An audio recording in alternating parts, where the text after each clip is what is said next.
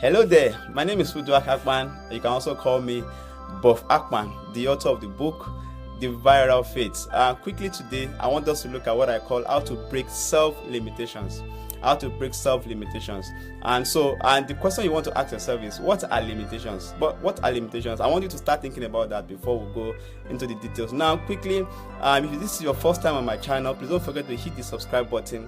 And don't forget to share and don't forget to like. And if you have questions for me, please just put your comment down and I'll get back to you as we go. Now, before we quickly go into it, people have been asking questions about how to get the book, The Viral Faith. Now, the book is available on Barnes and Nobles. It's also available on Amazon, and it's also available on Author Publishing House. You can go to Author Publishing House website to order directly, or you could better still go through my website, which is buffakpan.com. I'm going to give you the details, so scroll through your screen right now, the Barnes and Nobles, the page, the Amazon page, and of course Author House website. Then of course my website also is currently going through the screen right now. So note those things if you really need to get this book. One thing about the book is that every time I pick it up, it's as fresh as the air. In fact, the book is also a blessing even to the author. So most time before I go to bed, sometimes I just spend an hour looking at some few chapters in the book, and sometimes I get edified, I get motivated, I get even this energy to move on. And that's why you're watching this today. And so quickly, what are limitations? Now, limitations are like ideas. That's my definition. They are ideas we have in our heads. Ideas we have in our heads about our desires. They are not challenges. I'm sure that you're surprised that I'm saying limitations are not challenges. Now, there are sometimes what we are believed to be our peak in life. I'm going to say that there are sometimes things we are believed to be our peak in life. Somebody desiring to be a medical doctor, after graduating, others could move to branch to becoming pediatricians, others could decide to become family physicians, while others could go ahead as much as they can to become neurosurgeons. And of course, the desire to keep going on and on and on and on in life is actually what I want us to talk about today. But the moment you believe this is where you want to go to, and the moment you get to that particular point, you believe you cannot go ahead of that particular spot in life, is where your limitations are, and it's something that we really need to fight. Without that, a lot of people you will not be able to fulfill your destiny except you understand how to go over the board, or ahead of a particular mentality or ideas you have in life. Now, limitations are like ideas that are being instilled into us. They could be instilled to us through our environment. Of course, talking about your parents, talking about the teacher that taught you in school. They teach based on their level of understanding. And like somebody said at that time, that your limitations in life is direct function of your knowledge. And I said that again, your limitations in life are direct functions of your knowledge. So what you know in life actually, or you desire to see, the level of knowledge you have in life can actually be the place or the state of your limitations. Now, for you to be able to break these limitations, you must be able to identify them.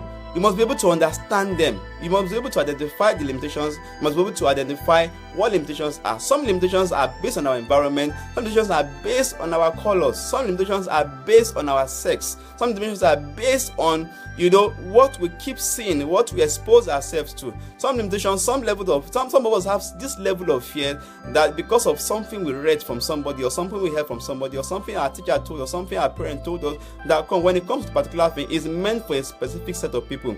And there's nothing further from the truth than that. Everybody is meant to be great. Everybody is made for greatness.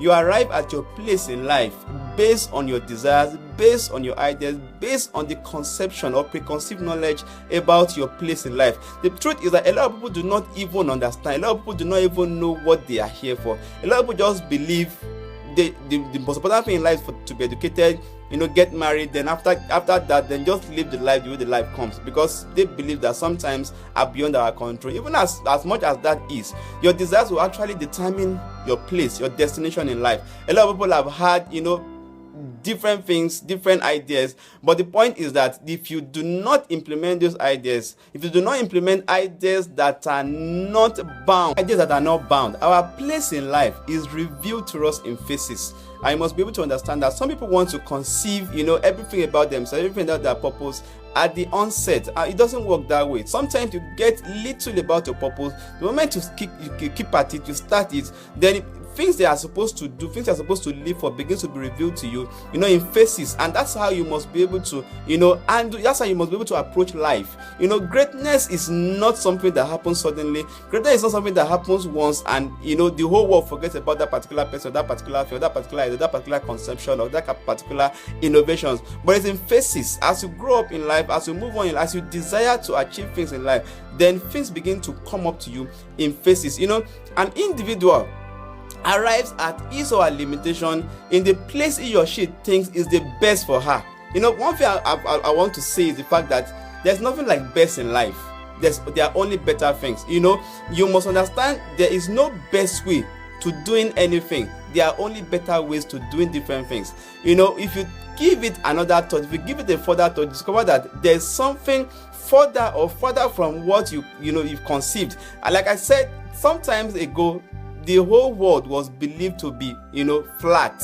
But somebody else discovered that the whole world is spherical. Who knows what's going to be a lie the next time? So the one thing is that there are always better ways of doing things in life. And that's one thing you must be able to understand. And that's the beginning of, the beginning of your breaking point. The beginning of, where you begin to hit your limitations and you want to go overboard. The story of Joseph is already fit into this. If you look at the story in the Bible, Joseph knew there was something better for him. From that life, that difficult life, he found himself in Potiphar's house. And Potiphar's wife gave him the opportunity, where he would have been in control of everything. But he knew there was something about Potiphar's house. He knew Potiphar's house was not the place. So he knew there was something better. So he decided to resist every compromise because he had a guide in his mind, because he knew there was something different, there was something about where he's going to. Some of us stumble on some level of increase, and the next thing we want to do, is to do everything to retain our newfound place. So we compromise our way out of, a better future or fulfillment that God already has in stock for us. So some of us compromise our way out of God's plan. Some of us compromise our way out of God's purpose. Before Joseph, God already had a plan of course there was going to be a time of famine, there was going to be a time of surplus, and God needed a man to be able to carry out that particular thing. So if Joseph had remained in Potiphar's house, thinking that Potiphar's house was the best that can ever happen to him, he won't have been able to fulfill it. So, the author of the book, the Science of Getting Rich, said that the object of all life is development. And I say that we refuse or stop living, when we settle for the known. Some of us look at what we have, what we can touch, what we can feel, what we can see. And so we decide not to dare the power of faith. And the power of faith is where, limitations are beginning to be broken. So if there's without faith, you cannot break limitations. So a lot of us compromise where we are supposed to be. A lot of us compromise where we are supposed to be standing, because we rather settle for what we can see. The cars you can have, the money you can have, the marriage you can have, the places you can go to, not daring the power of faith. If Joseph had failed to dare the power of faith, he wouldn't have been who he was. And so what I'm trying to say is that when we settle for what I will call less, when we settle for true compromise, when we settle for what we can readily see, what we can readily feel, what we can readily touch, then we might be missing that particular place that God really wants to take you to. And that is where God is. God does not operate with limits. In Genesis, God created the world. So God said in the beginning, God said, let there be light. God existed outside light, and in the beginning God, it means that God existed even before time. So God exists outside time. So if you really want to live to the fullest, then you must be able to dare the audacity of faith. Audacity of faith is when you cannot readily see anything in the future, when you can not readily see any, you cannot readily undo whatever you are conceived in your mind. And so the ability to keep going is only faith. Sometimes faith leads you to a dry land. Sometimes faith leads you to people that don't even look as if they can even help you. Meanwhile, the power of, to break that limitation that we're talking about is inherent in you staying with those people. Sometimes God sends us to people, all God wants us to do is just to learn from them. They might not be able to give you financial services, they might have financial increase, they might not be able to give you comfort, they might not be able to give you, the answers to your dream. But there's a place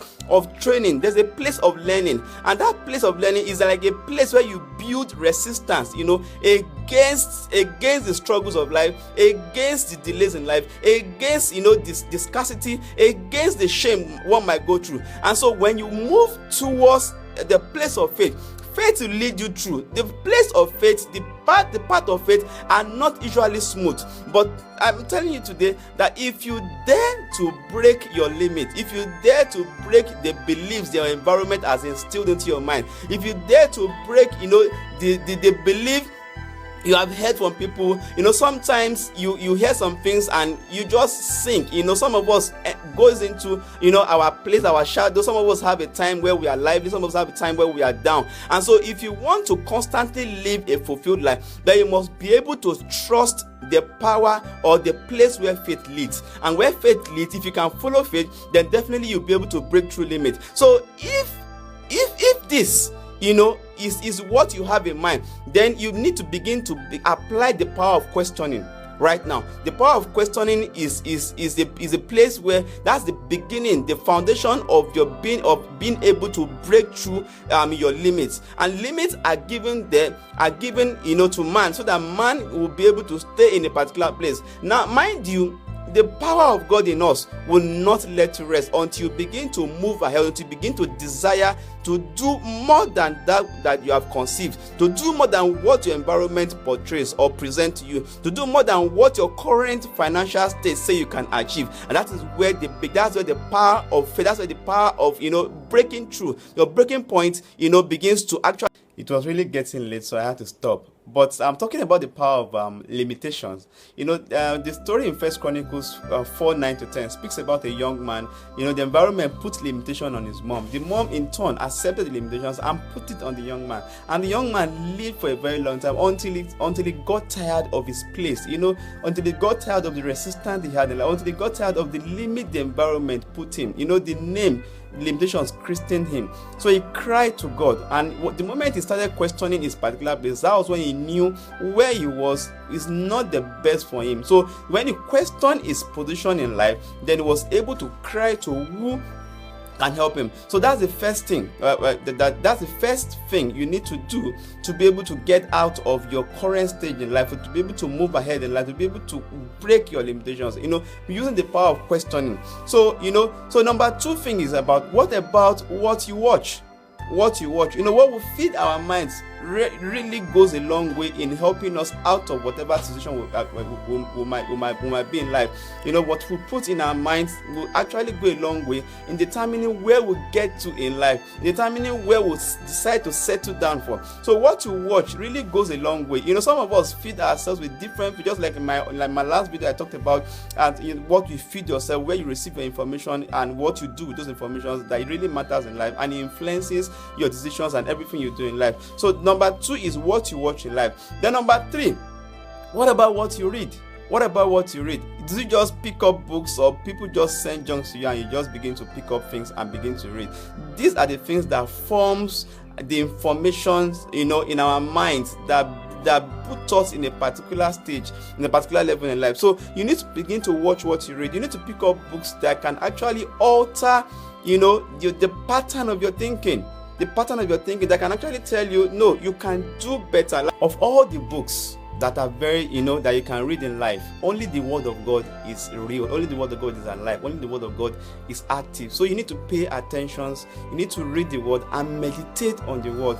You will definitely find yourself in the word. So the word of God has the power and potency to be able to help you break limits. Then finally, you also need to understand that to break limits, you might have to actually start from your lowest point in life. You might need to generate the energy, the faith that you need to be able to break, the tenacity you need to be able to break that limit. You might need to go and start at your lowest point. A lot of us do not want to get to our lowest point. If you look at case in point, my very first video on YouTube channel.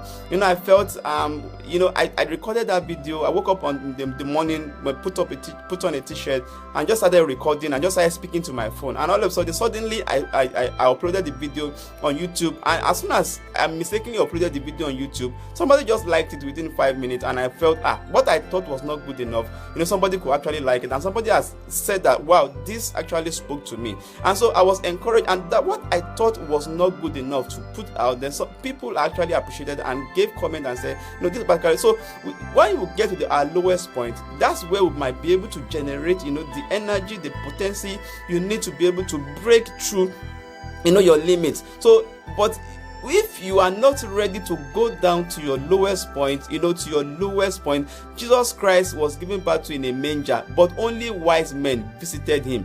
A lot of people did not visit because he was given birth to in a dirty place, in a dirty environment. He didn't have the right resources, the right environment, the right place in life. So it started from a lowest point, but only those that saw this is star, only those that saw it, which definitely means that those that will stay with you at your lowest moment are those that are actually wise, that have seen that you are not just who they have actually defined, or the environment have defined you to be, that you can actually become better. They are only the ones that will stick around, and those are the people, like in my last video I called the lovers. So the lovers are wise people. They will see, they will know you can get better in life, and so you need to start and look at your lowest point and begin to pick the pieces from what God is trying to tell you at your lowest point, and that we will actually need those things to be able to help you break through in life. If this has helped you, please don't forget to share, don't forget to like, and don't forget to comment below in case you have a question for me. If this is what you are actually going through and you've been struggling to actually start something for yourself, you might need to comment below,